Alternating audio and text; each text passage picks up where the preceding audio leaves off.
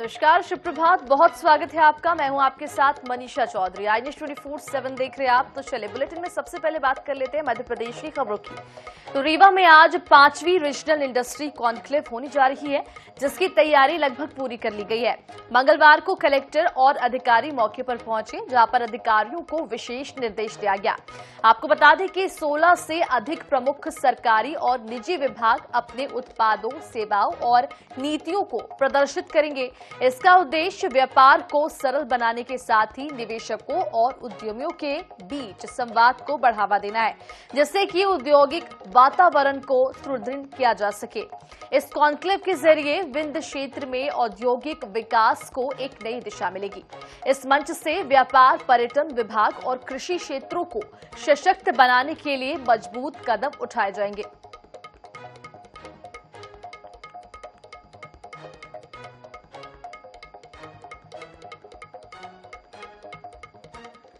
युवा को सौगात, नौकरी 1 लाख। मध्य प्रदेश की डॉक्टर मोहन यादव सरकार ने दिवाली से पहले युवाओं को बड़ी खुशखबरी दे दी। आपको बता दें कि प्रदेश में सरकारी नौकरी का पिटारा खुलने का ऐलान कर दिया गया है। इस साल दिसंबर तक 1 लाख नौकरियों की भर्ती प्रक्रिया शुरू की जाएगी। मंगलवार को मोहन कैबिनेट की बैठक में ये अहम फैसला लिया गया है। हालांकि कांग्रेस इस ऐलान को महज कागजी मत करार दे रही है। युवाओं पर मोहन सरकार मेहरबान, 1 लाख नौकरी देने का ऐलान। दिसंबर तक होगी भर्ती प्रक्रिया। दिवाली से पहले सियासी धमाका। मोहन कैबिनेट की बैठक में दिवाली से पहले सौगातों का पिटारा खोल दिया गया।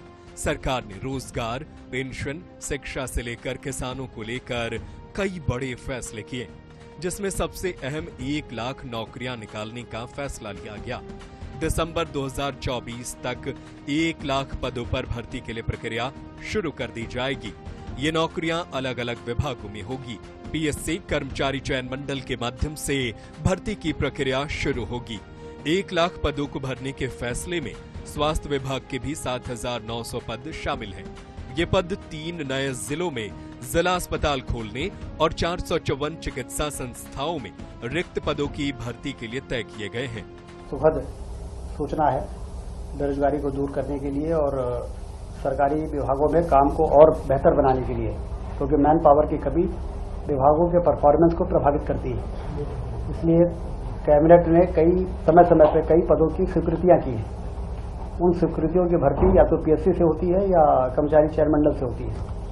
तो दिसंबर 24 तक 1 लाख सरकारी नौकरियों की भर्ती की प्रक्रिया प्रारंभ करने के लिए आज कैबिनेट ने तय किया है। 1 लाख नौकरी के ऐलान के बाद मध्य प्रदेश की सियासत में नए सिरे से बहस गर्मा गई है। आए दिन कर्ज और बेरोजगारी को लेकर सवाल उठाने वाली कांग्रेस फिर सक्रिय हो गई है, लेकिन इस बार भी उसका अंदाज नहीं बदला है। वैसे बीजेपी भी जवाब देने में पीछे नहीं है। नहीं, काय में रोजगार दिया जाएगा ये तो बता दें। पहले इन्होंने कई बार नौकरियों के विज्ञापन निकाले, लेकिन किसी की भर्ती नहीं करी। इनने पिछले वर्ष अगस्त में 23,000 लोगों ने व्यापम की परीक्षा दी थी, आज तक उसका रिजल्ट नहीं निकला। 1.5 साल हो गए। ये फार्म के पैसे ले लेते हैं, फॉर्म भरवा लेते हैं, एडवर्टीजमेंट निकाल देते हैं, लोग एप्लीकेशन लगा देते हैं, लेकिन भर्ती नहीं करते। बैकलॉग के 40% पद खाली पड़े हुए हैं मध्य प्रदेश की सरकार में। देखिए, कांग्रेस छाती पीटने के अलावा करेगी क्या? जिस कांग्रेस ने 15 महीने की सरकार में 4,000 रुपये रोजगारी भत्ता देने के नाम पे युवाओं को छला हो, उनको ढोर चराने की ट्रेनिंग देके अपमानित किया हो, आज वो लगातार इंडस्ट्रियल समिट के माध्यम से जब रोजगार सृजन होंगे, सरकार कैबिनेट में ठोस निर्णय लेगी, तो कांग्रेस के पास बौखलाने के अलावा कुछ नहीं। ये डॉक्टर मोहन यादव के नेतृत्व की सरकार है, जिसका लगातार प्रयास है विकास भी हो, विरासत भी हो और मध्य प्रदेश के युवाओं का भविष्य संरक्षित हो, उन्हें नए रोजगार के मौके मिले। बहरहाल 1 लाख नौकरी के जरिए सभी विभागों में मैन पावर बढ़ाया जाएगा। वैसे मुख्यमंत्री डॉक्टर मोहन यादव ने विभागों से रोजगार की कार्य योजना भी मांगी है। नए रोजगार के अवसर तलाशने को भी कहा है। इसके लिए 11 विभागों को जिम्मेदारी सौंपी गई है। Bureau report, INS 24/7 Bhopal. उधर ग्वालियर के गजरा राजा मेडिकल कॉलेज की मेडिकल टीचर्स एसोसिएशन का चुनाव संपन्न हो गया। आपको बता दें कि एसोसिएशन के अध्यक्ष डॉक्टर अध्यक्ष निगम और नए पदाधिकारियों ने अस्पताल, कॉलेज और पैरामेडिकल स्टाफ की समस्याओं को जल्द हल करने की बात कही। साथ ही पुराने जयारोग्य अस्पताल समूह और कमला राजा अस्पताल की बिल्डिंग की सड़क को जोड़ने का अभियान प्राथमिकता पर चलाने की पहल की है।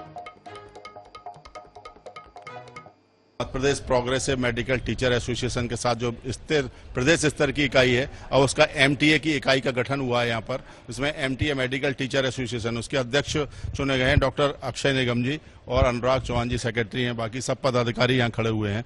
जानने की कोशिश करूंगा डॉक्टर निगम साहब से कि जो आपकी जो एमटीए जो बॉडी है किस तरह के काम करती है, क्या फंक्शन है, क्या आप लोगों की रोल है इसमें? देखिए, मैं पहले आपको थोड़ा बैकग्राउंड में बताना चाहूंगा। ये पहली बार शायद इतिहास में चुनाव हुआ है। चुनाव कारण अकारण होते रहते हैं, किंतु हम सब ने फिर भी बहुत ही सामंजस्य के साथ, बहुत ही निष्पक्ष रूप से सभी ने बहुत ही सहमति के साथ चुनाव किया और जिसमें मैं विजय हुआ। विजय के बाद मैं आपको बताना चाहूंगा, हमारा जो एमटीए का मेन कार्य होता है वो सिर्फ चिकित्सकों भर सीमित नहीं है। हमारा पूरा एक समृद्ध हमारा विचार रहता है कि हमारे चिकित्सक के साथ साथ हमारे स्टाफ नर्स, हमारे पैरामेडिकल कर्मचारी, हमारे मरीज, उनके भी हम हितों की रक्षा करें। चिकित्सक हमारे लिए बहुत जरूरी है। चिकित्सकों की बहुत सारी समस्याएं होती हैं। किसी को कभी एरियर नहीं मिल रहा, किसी को कभी छुट्टियां नहीं मिल रही, कभी किसी कोई समस्या होती है। उन सब मुद्दों को हम लोग शासन तक पहुंचाने के लिए हमेशा तत्पर रहते हैं और तत्पर रहेंगे। आपसे जानना चाहूंगा कि जो भूमिका है इस बार आपकी पॉजिटिव रहनी है या आक्रामक सरकार के साथ?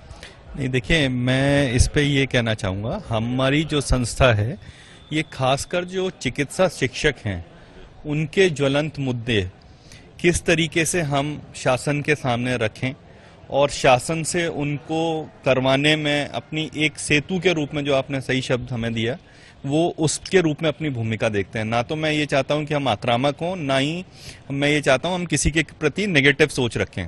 हम पॉजिटिव सोच के साथ आगे बढ़ना चाहते हैं। सेतु बनाया जाना है कमला राजा अस्पताल से नए 1000 बिस्तर के जेएच अस्पताल तक, उसको एक प्राथमिकता रहेगी और सरकार के साथ उसको किया जाएगा ताकि जो मरीजों के साथ साथ यहाँ पर जो डॉक्टरों को और सभी स्टाफ को भी इसमें उसकी राहत मिल सकेगी। कैमरामैन अजय उपाध्याय के साथ जावेद खान, INH न्यूज, ग्वालियर।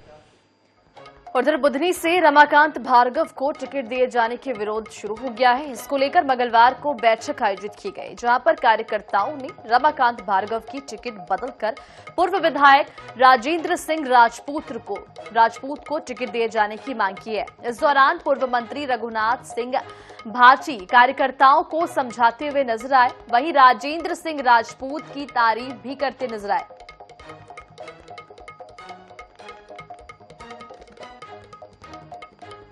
हम लोगों ने बहुत से संघर्ष किया माननीय शिवराज जी के नेतृत्व में, और सांसद रहने का भी मुझे क्षेत्र से सौभाग्य रहा। सड़कों से लेकर पेयजल और अच्छे विकास के काम हमने किए हैं और क्षेत्र के कार्यकर्ताओं से मिलने में आया हूं और उनकी बात समझने भी मैं आया हूं। मैं हाथ जोड़ता हूं। मेरे को यदि पार्टी चेंज करके कहेगी कि तुम लड़ जाओ तो मैं लड़ जाऊंगा, और यदि पार्टी चेंज नहीं करेगी तो मैं जैसा मेरी पार्टी मुझे आदेश करेगी मैं उसका पालन करूंगा। उधर वारासिवनी विधायक विवेक पटेल और पूर्व विधायक प्रदीप जायसवाल के बीच जमकर जुबानी जंग देखने को मिली। आपको बता दें कि विधायक विवेक पटेल ने पूर्व मंत्री जायसवाल पर आरोप लगा रहे हैं कि उन्होंने पद में रहते हुए कोई भी काम नहीं किया। वहीं पूर्व मंत्री प्रदीप जायसवाल ने पलटवार करते हुए विधायक पटेल को एक्सीडेंटल और चौथी फेल विधायक कहा। कहने को दोनों राजनीतिक क्षेत्र में गुरु चेले हैं, लेकिन इनके बीच जुबानी जंग क्षेत्र में हो रहे विकास कार्यों पर श्रेय लेने को लेकर है। विधायक ने कहा है कि पुल पुलिया से विकास नहीं होता। मैंने आरओबी रेलवे पुल का निर्माण कराना शुरू कराया था। वारासिवनी में 100 बेड हॉस्पिटल और खैर लॉन्जी में 10 करोड़ 50 बेड हॉस्पिटल का निर्माण कार्य शुरू होने वाला है। आपको बता दें कि जायसवाल ने कहा है कि वारासिवनी खैर लांजी में 2 CM राइज स्कूल मेरे कार्यकाल की देन है। मेरे प्रयास से 100 बेड वाले अस्पताल की स्वीकृति वारासिवनी को मिली है। मैंने क्षेत्र में ITI के लिए मुख्यमंत्री को पत्र लिखा है और उसकी स्वीकृति भी मिल चुकी है।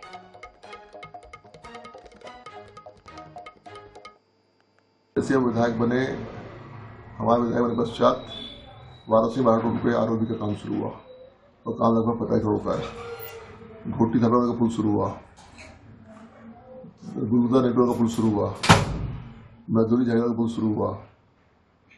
लगातार काम शुरू हुए क्षेत्र में। अभी हमारे बीच में नई सैंक्शन आएंगे, इसके टेंडर लगने वाले हैं।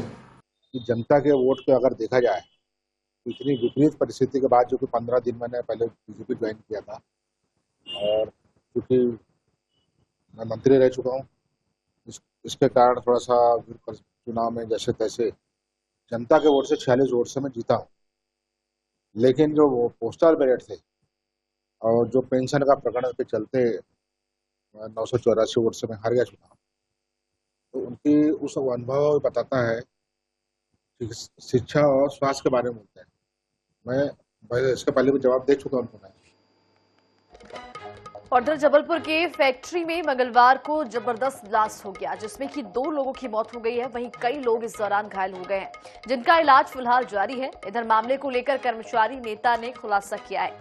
कर्मचारियों ने रशियन पिकोरा बम बनाने की ट्रेनिंग नहीं ली थी। आपको बता दें कि फैक्ट्री में बाबा आदम के जमाने की तकनीक से रशियन पिकोरा बम बनाने का काम किया जा रहा था, जिसके चलते ये ब्लास्ट हुआ। बड़ा दुखद घटना हुआ है, जिसमें कि F6 बिल्डिंग नंबर 200 में रशियन का एक पिकोरा वर्जन बनाया जाता था, जिसमें कि वॉल आउट करते समय जो घटना हुई है, जिसमें घटनाक्रम में 2 लोगों की इंजरी बताई गई है। और इंजरी बताने के बाद एक तो घटनाक्रम में यह है कि जो क्या बोलते हैं टोपो जी हैं, उनका शव अभी तक नहीं मिला। उधर जबलपुर के सिहोरा थाना क्षेत्र में लव जिहाद का एक मामला सामने आया, जहां पर इस मामले को लेकर सुबह से शाम तक सिहोरा बाजार पूरा बंद रहा। हिंदू संगठनों के लोग पूरे सिहोरा में गश्त करते हुए देखे गए। आपको बता दें कि बस स्टैंड में धरना देते हुए हिंदू संगठन के लोगों ने अपना विरोध दर्ज करवाया। बता दें कि मंगलवार को ही लड़का और लड़की दोनों हाईकोर्ट पहुंचे थे, जहां पर लड़की के परिजनों ने लड़के पर ब्रेन वॉश करने का गंभीर आरोप लगाया। तो वहीं हाईकोर्ट के निर्देश पर लड़की को पुलिस ने नारी निकेतन में छोड़ दिया, जहां पर 15 दिन तक लड़की वहां पर रहेगी और ये तय करेगी कि उसे आगे क्या कुछ करना है।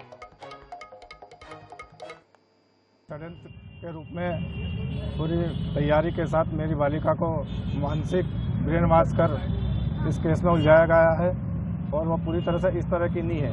हम चाहते हैं कि वो एक बार कोर्ट हमको मौका दे दे, एक बार हमको से मिलने का मौका दे दे, उसके बाद अब वो जो भी कहेगी, जैसा भी कानून करेगा हम उसके लिए तैयार हैं। बेटी से मिलने का मौका दिया जाए, मुझे मेरी बेटी से मिलने का मौका दिया। हमें कोई नॉलेज नहीं था जरा सा भी, अचानक पता चलता है कि हमारी बेटी ऐसी कर रही है, इसलिए हमें प्लीज मौका दिया जाए, एक बार बस मौका दिया जाए। उधर नीमच में उज्जैन लोकायुक्त की टीम ने पटवारी को 7,000 रुपए की रिश्वत लेते हुए रंगे हाथों पकड़ लिया है। दरअसल किसान पारसराम शर्मा ने अपने पिता की जमीन को तीनों भाइयों में बांटने के लिए पटवारी को आवेदन दिया, जिसके लिए पटवारी ने 21,000 रुपए मांगे थे। किसान ने लेन देन की रिकॉर्ड की और मामले की शिकायत लोकायुक्त से की गई, जिसके बाद कार्रवाई की गई।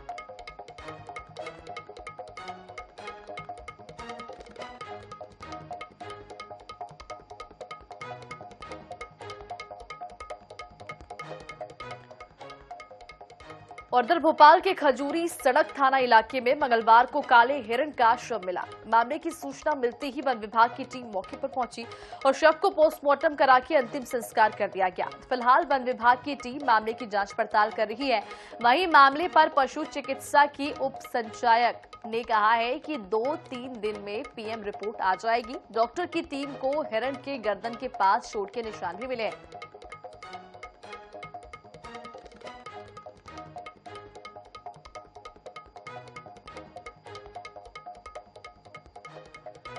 और विदेशी चीतों का दूसरा घर बना मध्य प्रदेश के श्योपुर का कूनू नेशनल पार्क एक बार फिर से यहां पर गुलजार होने वाला है। आपको बता दें कि कूनू नेशनल पार्क में एक बार फिर से खुशियां आने वाली है। पार्क में नन्हे चीता शावकों की किलकारी गूंजने वाली है। आपको बता दें कि चीता वीरा गर्भवती है और वो जल्द ही शावकों को जन्म देने वाली है। मुख्यमंत्री डॉक्टर मोहन यादव ने गर्भवती चीता वीरा की फोटो और उसके जल्द मां बनने की जानकारी सोशल मीडिया प्लेटफॉर्म एक्स पर दी है। आपको बता दें कि कूनो में वर्तमान में 12 शावकों सहित 24 चीते हैं।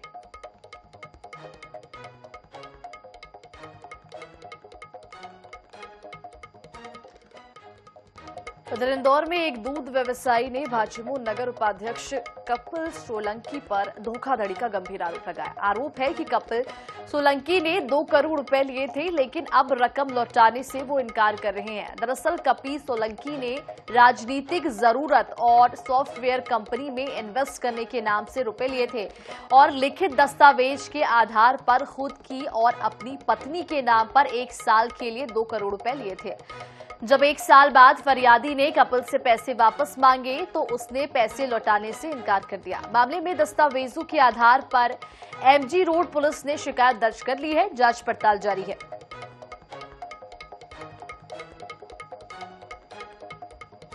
के द्वारा थाना विजयनगर पर एक शिकायत दर्ज कराई गई थी कि उनके द्वारा किसी कंपनी, जो बेसिकली कंपनी कोई फॉरेन कंपनी है, उनके सेल्समैन है, उनके माध्यम से एक डीलिंग हुई थी। एडवांस में लगभग 20% के आसपास पैसा दिया था। कंपनी के द्वारा ना तो उनको कोई मटेरियल सप्लाई किया गया है और ना ही पैसे वापस किए गए। तो इस आधार पर प्रारंभिक रूप से एक जो मतलब कायमी है।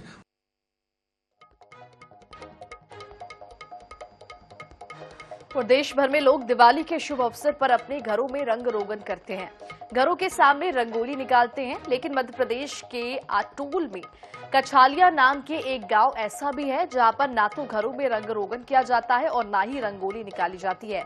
इसके पीछे ग्रामीणों का मानना है कि ऐसा करने वालों के घर में कुछ ना कुछ अनहोनी हो जाती है। कुछ लिए आपको बता दें कि गांव में स्थित काल भैरव मंदिर के पुजारी ने बताया है कि ऐसे काल भैरव के सम्मान में किया जाता है। सिर्फ उनके मंदिर में ही रंग रोगन किया जाता है और उनकी ही पूजा की जाती है। ऐसा कई सालों से चला आ रहा है। ग्रामीणों का कहना है कि जिनके घर कच्चे हैं उनके घरों की छत खप्पर भी नहीं लगाई जाती है। इतना ही नहीं, पानी भी बिना छाने पीते हैं। पानी को छानने से उसमें कीड़े लग जाते हैं। और ग्रामीणों ने काल भैरव को लेकर ऐसी आस्था है कि पूरे गांव में कोई भी व्यक्ति कपड़ा और काला कपड़ा और काला जूता नहीं पहनता। मंदिर के सामने कोई भी दुल्हा घोड़ी पर बैठकर नहीं निकलता। आशीर्वाद से हमारे गांव में चल रहा है सब कुछ, है ना। उनकी बात का कोई, उनका जो परंपरा चले उसको उल्लंघन आज तक नहीं किया। और जिन्होंने किया उनको आर्थिक नुकसान है, घर में कोई नुकसान हो जाता है, परिवार में किसी क्षति हो जाती है, ये उनको नुकसान उठाना पड़ता है। ये इतिहास इतना पुराना है कि जो बुजुर्ग मर गए नहीं, वो भी पत्थर लाए, ऐसे जाड़े पत्थर लाए और थे ऐसे पे। इतना पुराना इतिहास है। यहाँ परंपरा से हम पानी छान के नहीं पीते हैं। अगर आपने पानी छान लिया तो उसके अंदर कीड़े पड़ जाते हैं। उसी वक्त जानवर पड़ते हैं। जिस समय आपने पानी छाना उसी समय उसको पी नहीं पाते हैं। ये परंपरा से। और चलिए श्योपुर से आप तक बड़ी खबर पहुंचा दें, जहां पर खेत में बोरवेल से ज्वलनशील गैस निकली है। आपको बता दें कि पानी के साथ यहां पर आग की लपटें भी लग गई। वीडियो सोशल मीडिया पर वायरल हो रहा है। बड़ौदा तहसील का ये पूरा मामला है। तो तस्वीरें आप देख पा रहे हैं, श्योपुर की तस्वीरें हैं जहां पर बोरवेल से ज्वलनशील गैस निकला है, जिसके बाद आग लग गई। बड़ौदा तहसील का ये पूरा मामला है। एक्सक्लूसिव तस्वीरें आपको दिखा रहे हैं। श्योपुर का ये मामला है जहां पर बोरवेल से ज्वलनशील पदार्थ निकली है और आग लग गया है। आग लगने का वीडियो भी अब सोशल मीडिया पर वायरल हुआ है। आपको बता दें कि श्योपुर का ये पूरा मामला है, बड़ौदा तहसील का ये पूरा मामला है, जहां पर बोरवेल से ज्वलनशील पदार्थ निकली है और आग लग गई।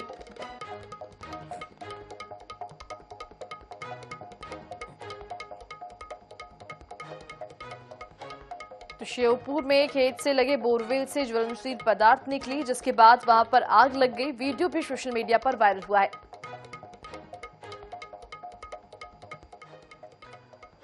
फिलहाल वक्त एक छोटे से ब्रेक का। बने रहिए आई न्यूज़ 24/7 के साथ। जल्द लौटेंगे।